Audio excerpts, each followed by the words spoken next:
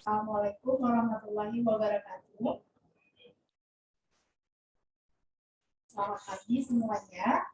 Lanjut ya, hari ini kita akan bahas materi untuk TO Geografi ya. Sebelumnya nanti kakak share screen dulu.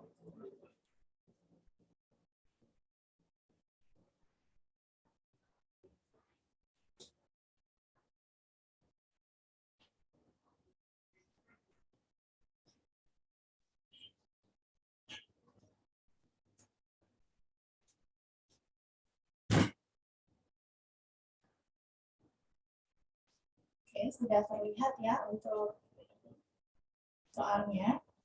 Kita lanjut, jadi pembahasan TO kali ini nanti ada 15 soal seperti biasa. Kita mulai dari nomor 16 nanti sampai nomor 30. Lanjut, untuk nomor 16, kita lihat, kita baca dulu soalnya, kemudian nanti kita baru baca wacananya. Lanjut untuk nomor 16, bentukan morfologi yang membentang dari utara hingga selatan Pulau Sumatera, seperti yang disebutkan pada wacana di atas terbentuk karena, nah kita lihat di sini untuk wacananya patahan semangkuk. Jadi patahan semangkuk ini merupakan bentukan morfologi yang membentang dari utara hingga selatan Pulau Sumatera, yaitu dari Aceh sampai Lampung. Patahan semangkuk terbentuk karena tumbukan antara lempeng Samudra Hindia Australia dengan lempeng benua Eurasia. Tabrakan tektonis ini terjadi karena secara menyerong dan menimbulkan dua komponen gaya. Gaya yang pertama menyebabkan masuknya ujung lempeng Samudra Hindia Australia ke bawah lempeng benua Eurasia, sehingga membentuk palung laut yang memanjang di perairan sebelah barat Pulau Sumatera dan pegunungan Bukit Barisan yang membentang di bagian barat Pulau Sumatera. Kemudian gaya yang kedua membentuk jalur patahan semangkuk yang berimpit dengan pegunungan Bukit Barisan. Itu di masih baru.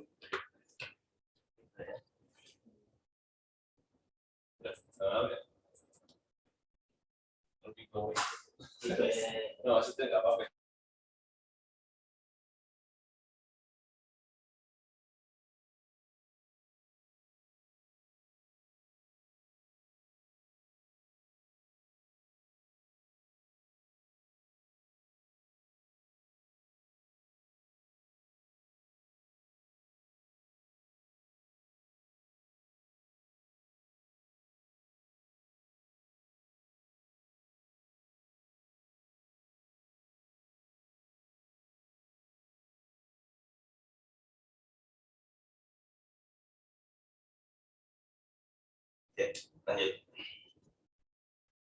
Oke, lanjut ya. Kita mulai dulu untuk pertemuan hari ini. Assalamualaikum warahmatullahi wabarakatuh. Sebelum kita mulai untuk pembahasan TO Geografi hari ini, terlebih dahulu Waalaikumsalam warahmatullahi wabarakatuh. kita baca basmalah bersama-sama ya.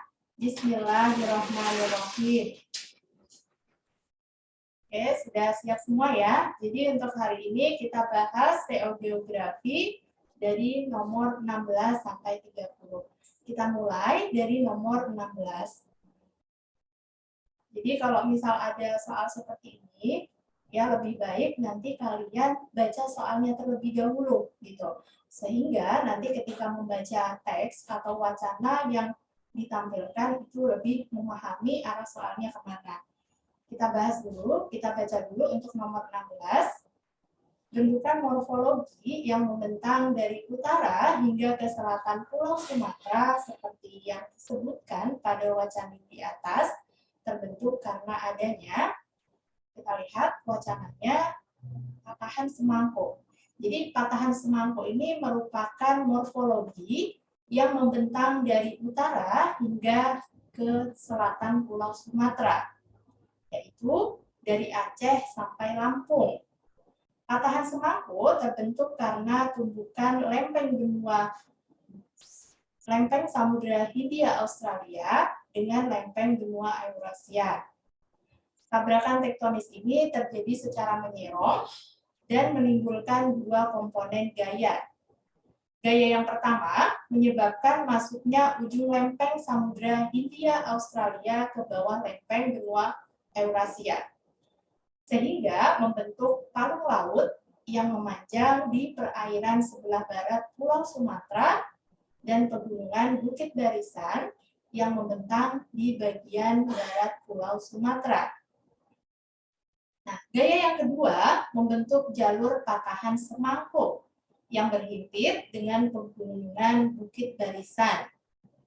Bentuk patahan yang mudah terlihat terdapat di Ngarai Sianok dan Lembah Anai di Sumatera Barat. Bagian utara blok Semangko berbentuk seperti kubah, diameter sekitar 40 km, dan bagian selatan dari blok Semangko membentuk beberapa bentang alam, seperti Pegunungan Semangko, Depresi Pulai Beluh, dan Walima. Kemudian Teluk Belitung dan juga Horst Ratai. Nah ya, kita lanjut ya. Jadi di nomor 16 ini ditanya bahwa morfologi yang membentang dari utara hingga selatan Pulau Sumatera itu terbentuk karena apa gitu ya. Nah, berdasarkan teks wacana tersebut ya ada beberapa hal penting nih di sini. Yang pertama, bentukan morfologi yang membentang dari utara ke selatan Pulau Sumatera yang dimaksud dalam wacana tersebut itu adalah patahan Semangko. Nah, patahan Semangko ini terbentuk karena tumbukan lempeng ya antara lempeng Samudra Hindia Australia dengan lempeng benua Eurasia. Ya. Jadi untuk tabrakan tektonis ini ya atau tumbukan lempeng tektonis ini terjadi secara menyerong. Oleh karena itu, patahan Semangko terbentuk akibat adanya tabrakan tektonis tadi. Nah, tenaga tektonisme itu termasuk ke dalam tenaga endogen. Masih ingat ya, tenaga pembentuk muka bumi. Kenapa sih muka bumi kita itu berbeda, beragam? Karena ada tenaga yang membentuk itu. Nah, tenaga pembentuk muka bumi itu ada dua. Ada tenaga endogen yang berasal dari dalam bumi. Salah satunya ada tektonisme, kemudian vulkanisme, dan juga seisme atau gempa bumi. Kemudian, untuk tenaga yang kedua yaitu tenaga eksogen atau tenaga yang berasal dari luar. Ada 4 tenaga eksogen. Yang pertama ada pelapukan, kemudian pengikisan, pengendapan, dan juga gerak massa bantuan. Nah, di sini karena di sini aktivitasnya aktivitas tektonis, jadi termasuk ke dalam tenaga endogen. Lanjut. Jadi bentukan morfologi yang dimaksud tadi kan patahan ya, patahan atau disebut juga sesar. Nah, patahan itu terbentuk karena tenaga geologi endogen tadi pada wilayah yang kompak dan keras gitu. Jadi untuk jawabannya di sini yang tepat adalah C, yaitu tenaga endogen yang terjadi pada kerak bumi yang kompak gitu. Kemudian kalau pada bagian buminya tidak kompak tapi elastis atau plastis, itu akan menghasilkan yang namanya lipatan gitu. Jadi kalau misal wilayahnya itu kompak ya dan keras, itu akan membentuk patahan, sedangkan kalau wilayahnya elastis dan plastis akan membentuk lipatan. Keduanya sama-sama hasil dari tenaga endogen, yaitu aktivitas tektonisme atau pergerakan lempeng. Ya. Jadi untuk nomor 16, jawabannya tadi kakak ulang C, yaitu tenaga endogen yang terjadi pada bagian kerak bumi yang kompak. Oke, kita lanjut lagi untuk nomor 17. Morfologi dasar laut yang berupa depresi yang memanjang di perairan sebelah barat Pulau Sumatera, seperti seperti yang dimaksud pada wacana di atas terbentuk karena kita lihat morfologi di sebelah barat Pulau Sumatera. Ya, tadi kan masih berkaitan ya dengan wacana yang pertama. Ya, di sini morfologi laut yang berupa depresi memanjang di perairan sebelah barat Pulau Sumatera, yaitu palung laut. Ya, palung laut. Nah, palung laut itu apa? Palung laut ini adalah morfologi dasar laut yang dalam dan semakin dalam itu semakin sempit. Terbentuk karena apa palung laut ini? Terbentuk karena subduksi atau penunjaman antar lempeng tektonik.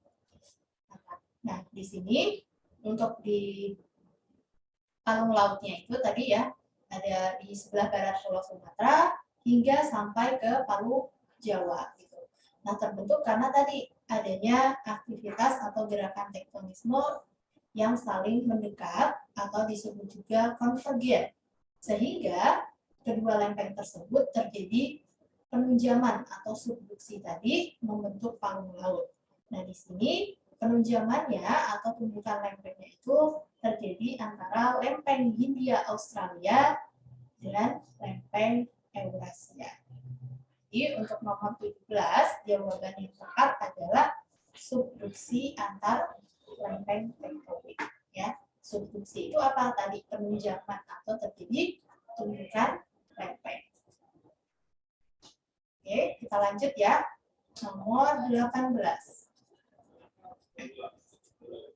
Hujan orografis yang banyak terjadi di wilayah Indonesia disebabkan karena kita lihat berdasarkan genetiknya tipe hujan itu diklasifikasikan menjadi 3. Ada hujan konvektif atau konveksi, kemudian hujan orografis dan hujan frontal. Di soal nomor 18 ditanya hujan orografis. Ya, kita bahas dulu hujan orografis. Jadi hujan orografis itu hujan yang terjadi akibat adanya aliran massa udara panas dan lembab yang berasal dari laut atau samudra, kemudian melewati permukaan tanah. Kemudian digolokkan ke atas oleh relief pegunungan di pantai. Seperti pada gambar ya, bisa dilihat. Kemudian, sebagian besar hujan jatuh pada sisi lereng arah datangnya angin. Sedangkan jumlah hujan yang lebih sedikit itu jatuh di sisi lereng yang berlawanan dengan arah datangnya angin. Daerah sisi lereng dengan jumlah hujan sedikit ini disebut dengan daerah bayangan hujan. Jadi daerah yang bagian, kalau kita lihat di gambar, yang bagian kiri itu daerah yang mendapatkan hujan yang lebih besar atau lebih banyak. Kenapa? Karena berasal dari arah datangnya angin tadi. Kemudian di sampingnya atau di sebelah kanan lereng, di situ daerah bayangan hujan. Di sini disebut daerah bayangan hujan. Jadi curah hujan di wilayah lereng bagian kanan itu lebih sedikit jumlahnya. Nah, tadi nomor 18, jadi yang tepat apa? Yang tepat adalah B, massa udara dipaksa naik ke lereng pegunungan. Oke, selain hujan orografis, tadi kakak bilang ada hujan konveksi atau konvektif dan hujan frontal. Kita bahas untuk hujan konvektif, yaitu hujan yang terjadi apabila massa udara panas yang lembab oleh pemanasan permukaan air dan mendingin untuk membentuk awan, kemudian turun sebagai hujan. Jadi hujannya datar aja gitu dari perairan, ya, kemudian terjadi penguapan atau evaporasi naik ke atas, kemudian membentuk kondensasi dan terjadi hujan. Itu adalah proses hujan konvektif. Kemudian hujan frontal, yaitu hujan yang terjadi akibat adanya pertemuan antara massa udara panas dengan massa udara dingin dalam suatu bidang front atau bidang frontal. Ya, jadi untuk nomor 18 kakak ulang di sini jawabannya adalah B. Kita lanjut, nomor 19. Estimasi keberadaan ikan pelagis di Laut Banda melalui interpretasi citra penginderaan jauh dapat dilakukan dengan menggunakan parameter. Ya, kita lihat di sini. Jadi, keberadaan ikan pelagis di Laut Banda melalui interpretasi citra penginderaan jauh itu dapat dilakukan dengan menggunakan sensor MODIS. Nah, pemanfaatan citra sensor MODIS ini mengetahui apa sih? Mengetahui keberadaan ikan pelagis tadi dengan dua cara. Nah, cara yang pertama yaitu melakukan identifikasi klorofil. Klorofil pada apa? Pada organisme plankton. Ya. Nah, kemudian kenapa? Apa kaitannya plankton dengan ikan pelagis? Karena ikan-ikan pelagis tadi itu makanannya adalah plankton, sehingga jika daerah tersebut banyak planktonnya, maka bisa diidentifikasi bahwa daerah tersebut juga ada ikan pelagis. Gitu. Kemudian yang kedua, melalui identifikasi suhu permukaan air laut. Ya, nah, suhu permukaan air laut ini dijadikan sebagai petunjuk untuk mengetahui keberadaan fenomena upwelling. Jadi upwelling itu adalah sebuah istilah untuk menyatakan terjadinya fenomena pergerakan massa air laut dari dasar ke permukaan. Nah, diakibatkan karena apa? Karena adanya perbedaan suhu dan salinitas dan akibat arus sepanjang pantai. Nah, pada tempat-tempat terjadinya upwelling tadi, biasanya ditemukan banyak plankton dan juga ikan-ikan pelagis. Ya. Jadi untuk nomor 19 ya, tadi estimasi keberadaan ikan pelagis di Laut Banda itu dilakukan dengan apa? Dengan parameter apa? Jawaban yang tepat adalah di suhu permukaan air laut. Ya. Lanjut. Sekarang kita ke nomor 20 ya. Nomor 20. Kita perhatikan dulu gambarnya. Kemudian untuk soalnya, berikut ini merupakan pernyataan yang benar berdasarkan gambar di atas. Adalah, ya, berdasarkan gambar di atas, di sini disediakan gambar atau ditampilkan gambar daerah aliran sungai. Wilayah A, ya, di sini wilayah yang diberi tanda A, ini adalah segmen sungai daerah hulu. Daerah hulu itu daerah mana? Daerah dataran tinggi. Kemudian untuk yang wilayah B itu segmen sungai atau daerah aliran sungai pada sungai tengah. Ya. Kemudian untuk yang C itu pada bagian hilir. Nah, bagian hilir biasanya di dataran rendah. Kita lanjut. Untuk yang wilayah segmen sungai A itu mempunyai beberapa ciri-ciri. Yang pertama, kerapatan alirannya tinggi, ya. Kemudian yang kedua, alirannya cepat. Yang ketiga, gradien sungainya besar. Kemudian erosi vertikal lebih dominan daripada erosi horizontal atau erosi lateral. Lanjut, lembah sungainya berbentuk V dengan sisi lereng yang curam, merupakan daerah kikisan atau erosi. Dan terkadang pada bagian tertentu itu ditemukan jeram, air terjun, dan erosi mudik. Kemudian merupakan daerah sedimen production.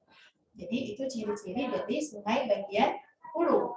Kemudian di bagian tengah ciri-cirinya lebih ke daerah transisi tadi ya. Jadi ciri-cirinya gabungan nih antara yang hulu dan hilir. Yang pertama, gradien sungainya mulai rendah atau moderat, kemudian kecepatan aliran yang mulai lambat, erosi vertikal seimbang dengan erosi lateralnya, kemudian lembah sungai berbentuk U dengan sisi lereng yang mulai melebar, aliran sungainya mulai membentuk meander. Meander itu apa sih? Meander adalah sungai yang bervela-velo. Ya, kemudian merupakan daerah sedimen transportation. Jadi itu ciri-ciri sungai bagian tengah. Kemudian untuk segmen sungai bagian hilir. Yang pertama, gradien sungainya rendah. alirannya lambat, erosi lateral lebih dominan daripada erosi vertikal. Lembah sungai berbentuk U dengan sisi yang melebar, umumnya membentuk meander dan merupakan daerah pengendapan. Terkadang pada bagian tertentu itu juga dapat ditemukan oxbow lake atau danau tapal kuda, tanggul sungai atau naturatif, dan dataran banjir atau floodplain. Ya, kita lihat. Jadi pilihan jawabannya dari A sampai D, kalau kita baca yang lebih tepat itu adalah D. Oxbow lake, floodplain, dan naturatif umum dijumpai pada segmen sungai C. Oke ya. Lanjut, sampai di sini apakah ada pertanyaan? Cukup paham ya? Oke, kalau tidak ada pertanyaan, kita lanjut ke nomor 21.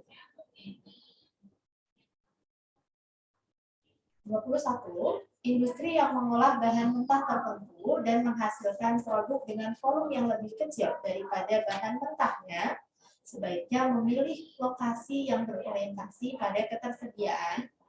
Jadi menurut atau berdasarkan teori lokasi biaya transportasi minimum yang dikemukakan oleh Alfred Weber tahun 1909, industri mengolah bahan mentah tertentu dan menghasilkan produk dengan volume yang lebih kecil daripada bahan mentahnya, maka sebaiknya apa? Berorientasi pada bahan mentah. Jadi industrinya itu didirikan dekat dengan bahan baku atau bahan mentahnya. Kenapa? Karena untuk mengurangi biaya penyusutan yang besar ketika harus mengangkut bahan mentah dari lokasi terdapat bahan mentah ke lokasi proses produksi.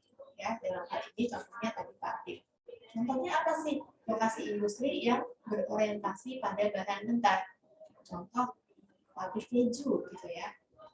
Untuk mengangkut keju ya dan susu, karena susu ini kan bahan baku dari keju tadi, lebih beresiko mana sih? Atau volumenya lebih besar yang mana? Jadi besar susu dan lebih beresiko susu. Kenapa?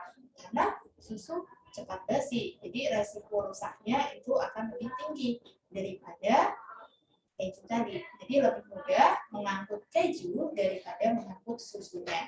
Jadi makanya lokasi industri atau pabrik-pabrik keju itu biasanya diletakkan di dekat bahan baku, dekat dengan susu atau peternakan. Ya. Oke, jadi untuk nomor 21 jawabannya adalah bahan mentah. Good. Kita ke nomor 22. Sensus penduduk Indonesia yang dilaksanakan pada periode 15 Februari 2020 sampai dengan 31 Maret 2020 secara mandiri atau online melalui mode komputer edit web interviewing berdasarkan metode pengumpulan datanya termasuk sistem. Ya, jadi metode pengumpulan data bisa dilihat di sini ya. Metode pengumpulan data berdasarkan teknis pelaksanaan. Itu ada dua. Ada sensus householder dan canvasser. Bedanya apa? Kalau householder adalah sensus dilaksanakan dengan cara pengisian daftar pertanyaan atau angket oleh responden secara mandiri. Jadi yang mengisi angket atau mengisi form itu adalah masyarakatnya atau respondennya. Sedangkan untuk canvasser, sensusnya dilaksanakan dengan cara pengisian daftar pertanyaan atau angket tadi oleh petugas sensus melalui wawancara. Ya, jadi kalau misal kalian pernah lihat ya atau pernah mengalami sensus, jadi misal ada petugas-petugas sensus datang ke rumah-rumah warga, kemudian membawa angket atau daftar pertanyaan dan memberikan pertanyaan kepada masyarakat tadi, ya, dan menulisnya. Berarti kan di situ wawancara ya, itu termasuk metode canvasser. Tetapi kalau misal di sini nomor 22 tadi sensusnya secara online mandiri, berarti yang isi siapa? Yang isi masyarakat. Jadi itu termasuk sensus householder.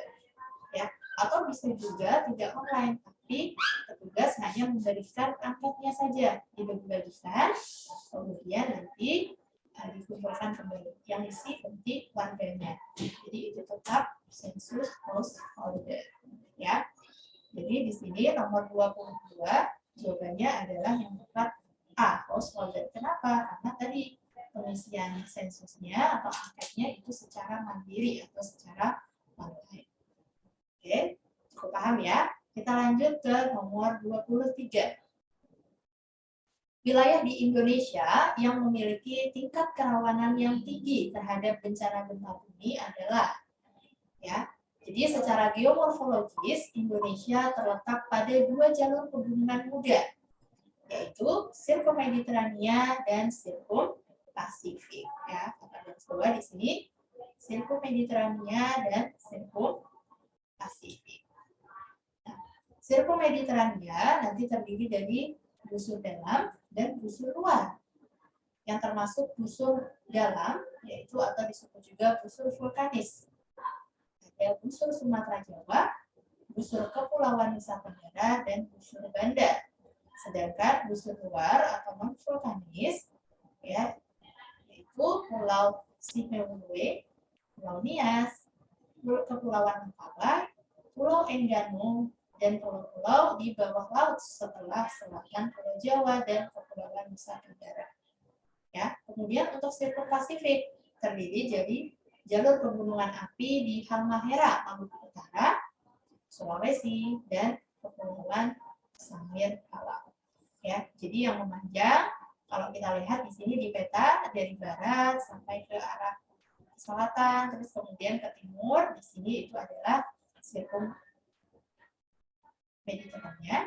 Kemudian untuk yang dari bagian timur sampai ke tengah ke atas ke utara bukit itu adalah Sirkum Pasifik, ya. Nah, oleh karena itu, karena kita terdiri atau secara geomorfologis tadi terletak di antara pertemuan jalur pegunungan, ya, maka kita rawan bencana apa? Bencana gempa bumi, ya. Nah, kenapa? Karena tadi dilalui oleh Sirkum Mediterania dan Sirkum Pasifik, ya. Seperti di mana? Di Nias, Lombok, dan Maluku Utara. Jadi jawabannya di sini yang tepat adalah D. Lanjut, untuk nomor 23 cukup paham ya. Kita lanjut ke nomor 24. Urutan vegetasi dari Sumatera sampai Nusa Tenggara Timur adalah, ya, kita lihat urutannya dari Sumatera. Sumatera itu ada hutan hujan tropis, ya, sampai ke Jawa Barat, kemudian Jawa Tengah sampai ke Jawa Timur dan sekitarnya itu hutan musim tropis, ya. Jadi hutan hujan, kemudian hutan musim, baru ke Nusa Tenggara dan sekitarnya itu adalah sabana atau sabana tropis atau disebut juga savana, ya. Jadi hal ini kenapa? Karena intensitas curah hujan, ya, intensitas curah hujan. Pada bagian barat atau wilayah hutan hujan tropis tadi, curah hujannya tinggi. Berapa curah hujannya? Lebih dari 2.500 mm per tahun. Jadi menurut Koppen, curah daerah tropis dengan curah hujan lebih dari 2.500 mm per tahun termasuk ke dalam tipe iklim AF. Ya, di sini Kakak tulis tipe iklimnya AF. Hutan hujan tropis. Kemudian hutan musim tropis. Nah, hutan musim tropis ini curah hujannya sedang. Berapa? Antara 1.500 sampai 2.500 mm per tahun. Gitu. Sehingga nanti untuk wilayahnya, ya, hutan musim tadi nanti dipengaruhi oleh musim. Ketika musim kemarau, biasanya pemantauannya ini meranggas. Ya, jadi di sini tipe iklimnya apa? Tipe iklim dengan curah hujan sedang itu tipe iklim AF. Sedangkan untuk wilayah timur, ya, Nusa Tenggara dan sekitarnya, di situ tipe iklimnya AW. Kenapa AW? Karena tropis dengan curah hujan rendah. Berapa curah hujannya? Kurang dari 1.000 500 mm per tahun. Ya. Jadi kalau diurutkan dari wilayah barat sampai timur, jawabannya adalah hutan hujan tropis, hutan musim tropis, dan savana atau sabana tropis. Jadi untuk jawaban yang tepat adalah E. Ya. Oke, kita lanjut ke nomor 25.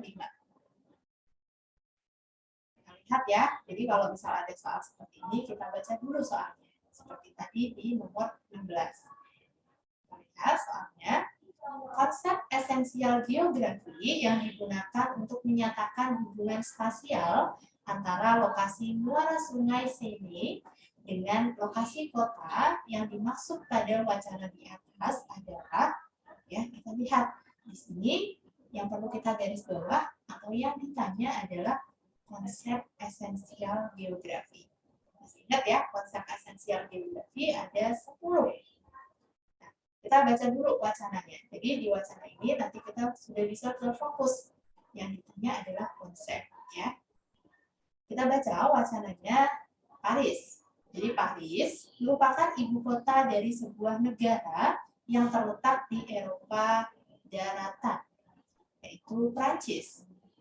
Kota ini merupakan kota yang terbesar di Prancis yang terletak di region Île-de-France, Prancis. Kemudian, kota ini dilalui oleh sungai Seine dan berjarak sekitar 370 km dari muara sungai Seine, yaitu di Selat Inggris.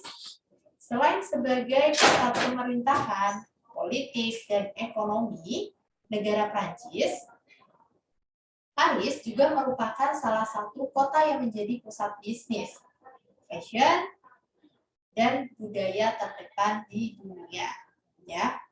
Nah, di samping itu, sepanjang sejarahnya, Paris juga merupakan pusat dari pembelajaran dan pengetahuan di dunia. Mereka dengan julukan La Ville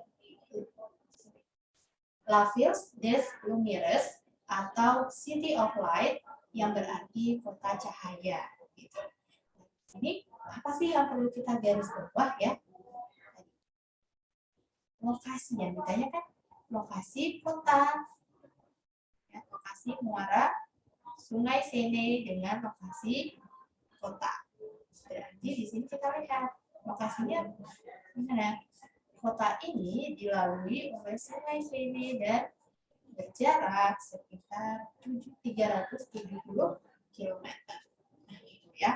Jadi yang perlu kita garis bawah.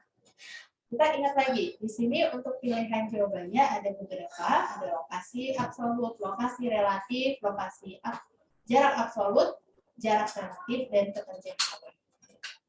Menurut IKI, ya, jadi ada beberapa konsep esensial geografi. Ada 10 tadi kakak bilang. Salah satunya di sini ada lokasi, jarak, pola, morfologi, dan aglomerasi.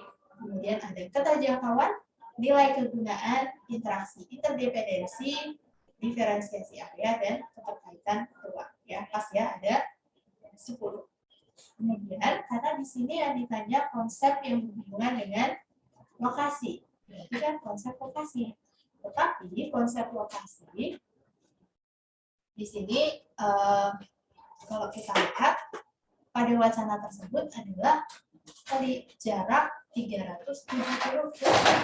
Jadi ini lebih ke jaraknya. Nah, konsep jarak ada 2. Ada jarak absolut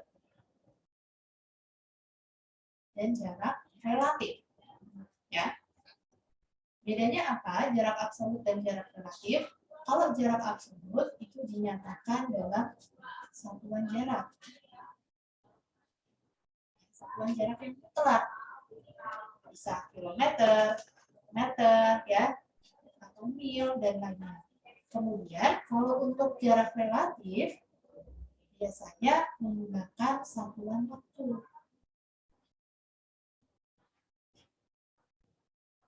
Contoh tadi ya, misal dari Jakarta ke Bogor, itu 1 jam. Berarti itu termasuk jarak Tapi kalau misalnya dari Jakarta ke Bogor itu 30 km gitu. Berarti itu satuan konsepnya adalah jarak absolut.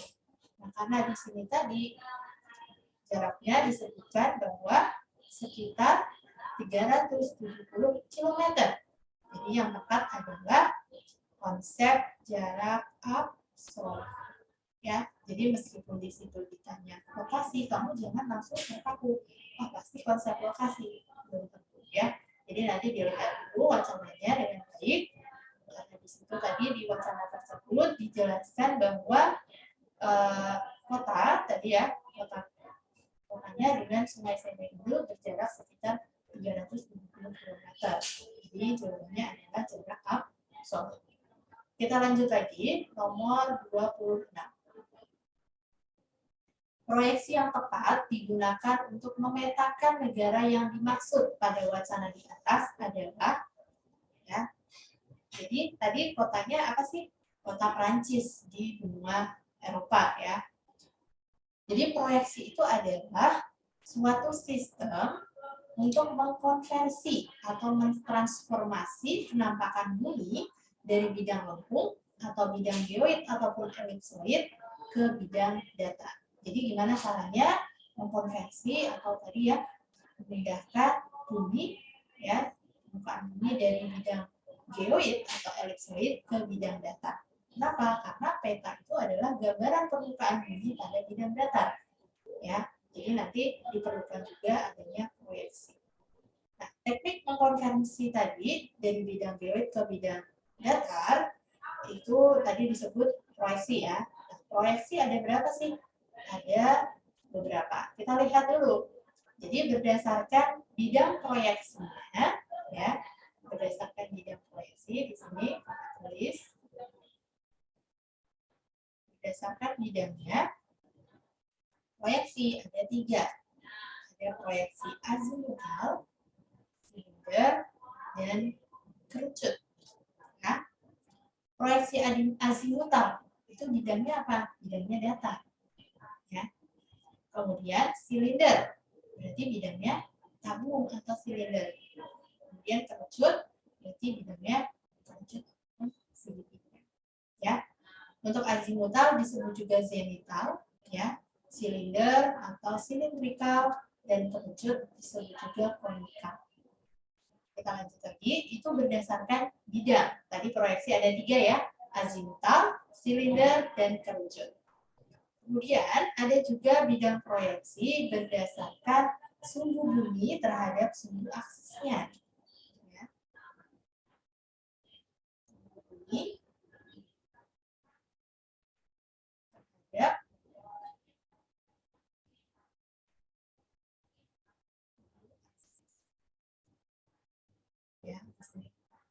ya, yes.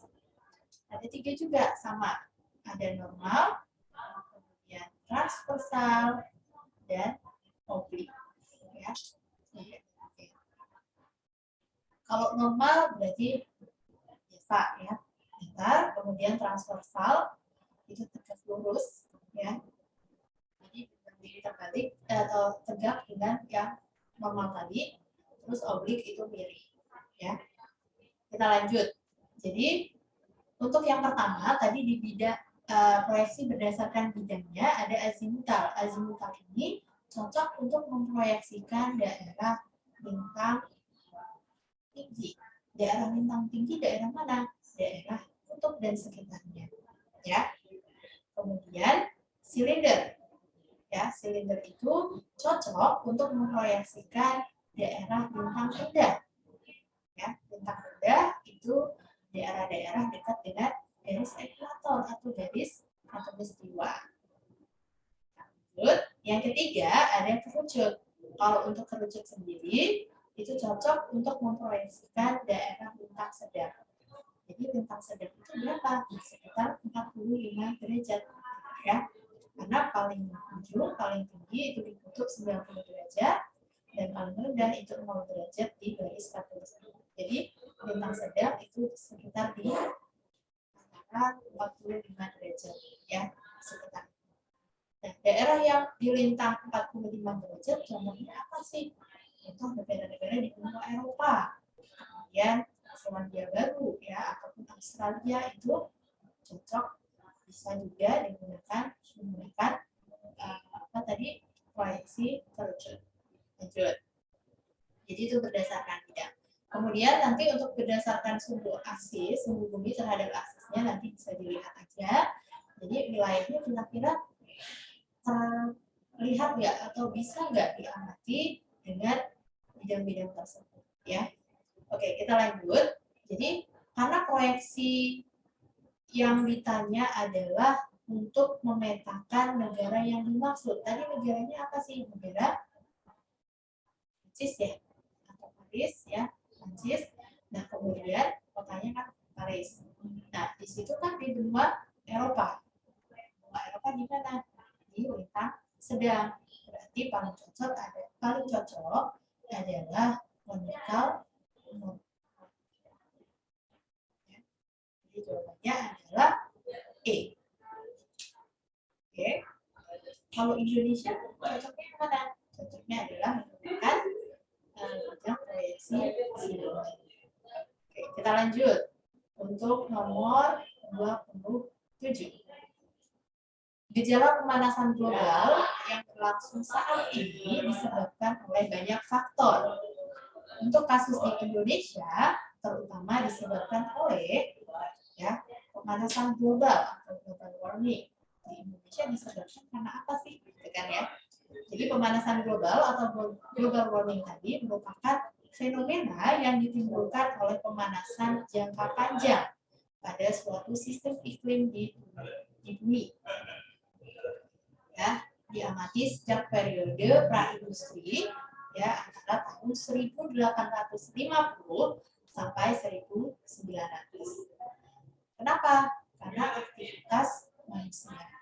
Nah, terutama yang berasal dari pembakaran bahan bakar fosil yang meningkatkan emisi gas rumah kaca yang akhirnya memerangkap panas dari atmosfer bumi. Jadi panas atmosfer dari bumi ya dari matahari ke bumi itu tidak bisa ke atas lagi, dipantulkan lagi ke atas. Kenapa? Karena tertutup oleh tadi emisi gas tadi atau yang disebut tadi efek rumah kaca, emisi rumah kaca. Kemudian sejak masa praindustri, aktivitas manusia diperkirakan telah meningkatkan suhu rata-rata bumi atau suhu rata-rata global sekitar 1 derajat Celcius. Selain pembakaran bahan bakar fosil, global warming itu juga disebabkan karena kebakaran lahan gambut ya, yang memicu peningkatan emisi gas rumah kaca, terutama gas CO2 dan juga CH4 yang dalam jangka panjang itu dapat menimbulkan efek pemanasan global ya. Jadi untuk jawaban nomor 27 tadi ditanya gejala pemanasan global ya terutama di Indonesia itu disebabkan karena faktor apa? Yang pertama adalah pembakaran bahan bakar fosil dan yang kedua adalah kebakaran lahan gambut ya. Jadi jawabannya nomor 27 adalah D. Ya, peningkatan pemakaian bahan bakar fosil dan karhutla atau kebakaran hutan lahan gambut ya. Bisa dilihat juga ya terutama di daerah-daerah lahan gambut ya. Kenapa sih lahan gambut itu lebih mudah terbakar? Karena dia seperti itu. Jadi ketika terbakar pun sulit dipadamkan karena apinya itu tidak hanya di permukaan saja, tapi bisa sampai ke dalam bahannya tersebut ya. Karena daerahnya tidak terbakar lagi, jadi ketika musim kemarau dengan angin yang kencang ya, panas yang kering, akhirnya bisa menimbulkan gesekan ranting-ranting ya, pohon bergesekan dan bisa menimbulkan api dan akhirnya terjadi kebakaran lahan gambut. Kemudian, jadi untuk nomor 7 tadi Kakak ulang ya, jawabannya adalah D. Oke, sampai di sini ada pertanyaan tidak?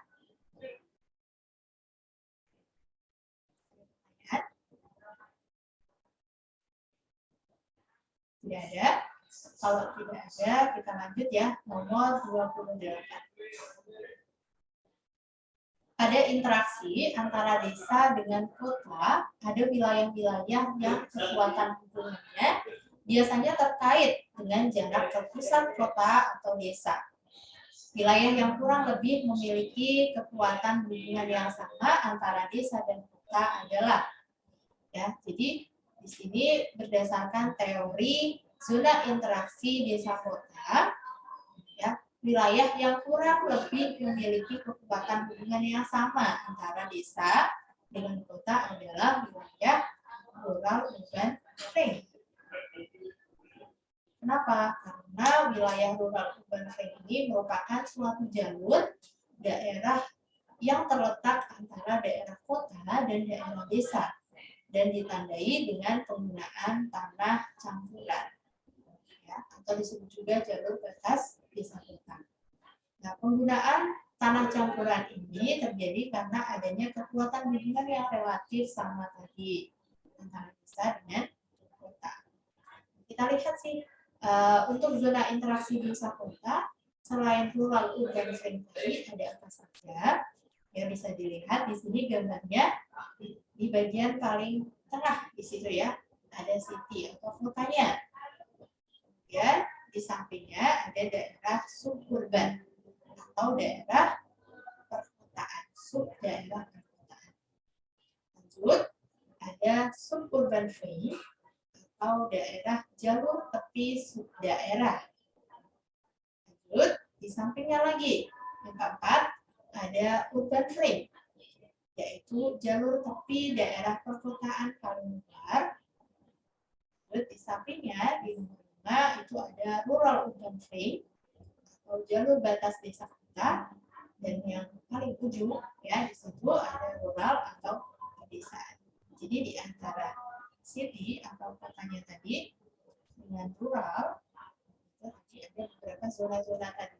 Nah, zona yang paling hampir mirip, ya, hampir sama interaksinya antara desa dan kota, ya, itu adalah daerah rural urban ring.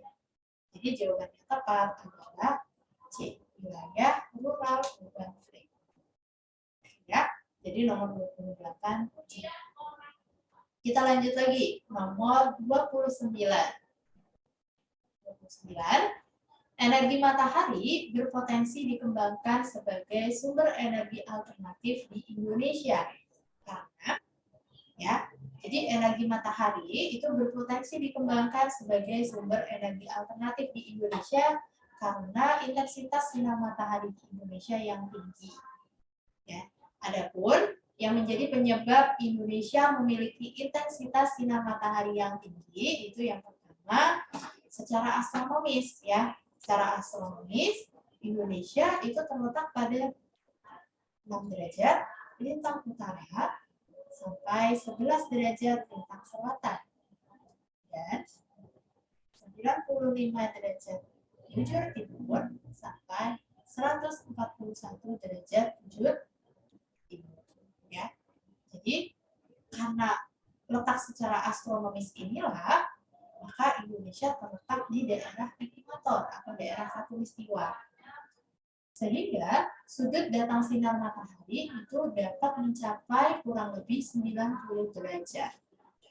Hal ini menyebabkan jumlah radiasi panas matahari yang diterima oleh wilayah-wilayah di Indonesia tadi jadi tinggi, gitu, ya, karena letak secara astronomis tadi. Jadi yang pertama adalah letak astronomisnya. Kemudian yang kedua, jadi dalam setahun wilayah Indonesia ini selalu dilalui oleh gerak semu tahunan matahari. Ya, ini berarti karena gerak semu tahunan matahari. Nah, gerak semu tahunan matahari ini terjadi karena Indonesia terletak pada lintang tadi ya 6 derajat lintang utara sampai 11 derajat lintang selatan atau berada pada zona iklim tropis. Ya, jadi di sini kakak ingatkan lagi kalau untuk garis lintang itu menyebabkan apa sih? Atau berdampak pada apa? Berdampak pada iklim. garis lintang itu berdampak pada iklim. Karena lintang kita 6 LU sampai 11 lintang selatan, ya, maka iklim kita adalah iklim tropis. Nah, kalau misal garis bujurnya, dampaknya apa? Garis bujur itu nanti dampaknya atau pengaruhnya adalah waktu. Nah, di Indonesia itu terbagi menjadi 3 daerah. Kenapa? Karena lokasi kita terletak pada 95 derajat bujur timur sampai 141 derajat bujur. Dan kita tahu setiap 1 derajatnya itu sama dengan beda 4 menit. Ya, sehingga perbedaan 15 derajat itu beda 1 jam. Jadi di Indonesia itu terbagi menjadi 3 daerah. Kenapa? Karena secara astronomis atau secara garis bujur. Kalau untuk garis lintang itu pengaruhnya ke iklim. Ya. Kita lanjut tadi ya.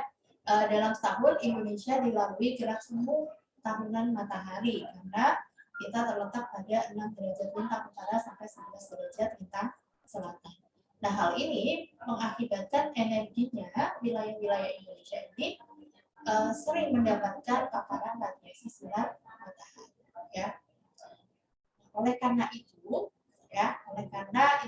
intensitas sinar matahari diartikan sebagai jumlah radiasi panas matahari yang diterima oleh permukaan bumi per satuan waktu. Maka kedua hal tersebut itu menyebabkan mengapa wilayah Indonesia memiliki intensitas sinar matahari yang tinggi. Sehingga intensitas sinar matahari yang tinggi ini kita manfaatkan sebagai energi alternatif, yaitu PLTS atau pembangkit listrik tenaga surya. Seperti pada gambar di atas ya.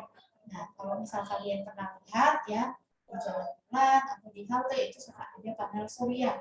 Nah, panel surya ini fungsinya untuk apa? Untuk menyerap atau menyimpan tadi energi panas dari matahari yang nantinya akan berubah menjadi sumber energi. Ya. Jadi untuk nomor 29 jawaban yang tepat adalah di intensitas sinar matahari yang. Oke. Kita lanjut terakhir nomor 30. Asumsi dasar yang dibangun pada teori konsentris oleh Rogers adalah ya. Jadi ada beberapa teori kota ya. Ada teori konsentris, ada teori sektoral, ada juga teori inti-ganda. Nah, di sini karena nomor 30 ditanya teori konsentris. Kita bahas dulu ya teori konsentris. Jadi teori konsentris menurut Rogers tadi asumsinya tuh apa saja sih? Yang pertama, kota dibangun di daerah dataran, ya. Kemudian sistem transportasinya tidak rumit, murah, mudah, dan cepat ke segala arah. Yang ketiga, nilai tanah tertinggi di pusat kota dan menurun, ya. Semakin menjauhi kota itu nilai tanahnya menjadi lebih turun. Kemudian bangunan tua berada di dekat pusat kota. Penduduk miskin harus tinggal di dekat pusat kota karena mereka tidak mampu membayar biaya transportasi yang lebih, sehingga lebih memilih untuk tinggal dekat dengan pusat kota. Kemudian yang terakhir, tidak terjadi konsentrasi industri berat. Ya, jadi kalau dilihat gambarnya teori konsentris itu seperti apa bisa dilihat di sini di layar. Ya, jadi ada wilayah-wilayahnya, nanti bisa kalian cari tahu. Wilayah 1 itu zona apa sih? Zona CBD, yaitu Central Business District atau pusat kotanya. Kemudian zona 2 itu apa? Zona perdagangan dan manufakturingnya.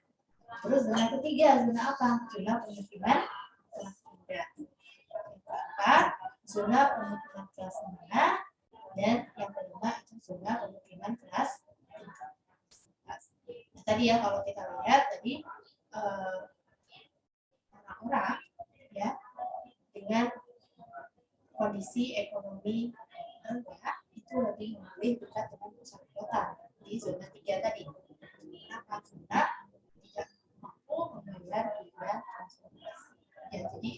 beberapa asumsi-asumsi yang dikemukakan oleh Burgess dalam teori konsentris. Jadi nomor 30 yang tepat adalah di sistem transportasi tidak rumit, murah, mudah, dan cepat ke segala arah. Ya, jadi untuk pembahasan hari ini cukup tadi nomor 16 sampai nomor 30.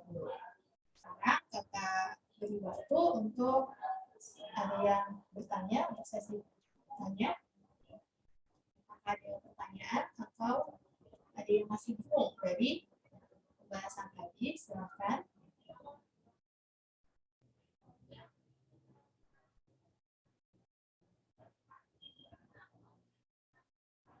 Tidak ada. Oke, kalau tidak ada, berarti kita akhiri ya untuk pertemuan hari ini dengan membaca lafaz hamdalah bersama-sama. Alhamdulillahirabbil alamin. Semoga apa yang sudah kita pelajari hari ini ya bisa mendapatkan berkah juga diridhoi oleh Allah ya, sehingga nanti ke depannya bisa bermanfaat untuk kita ataupun orang-orang di sekitar kita. Kita akhiri ya, kurang lebihnya kakak mohon maaf. Assalamualaikum warahmatullahi wabarakatuh. Waalaikumsalam. Terima kasih, Kak. Waalaikumsalam, terima kasih Kak.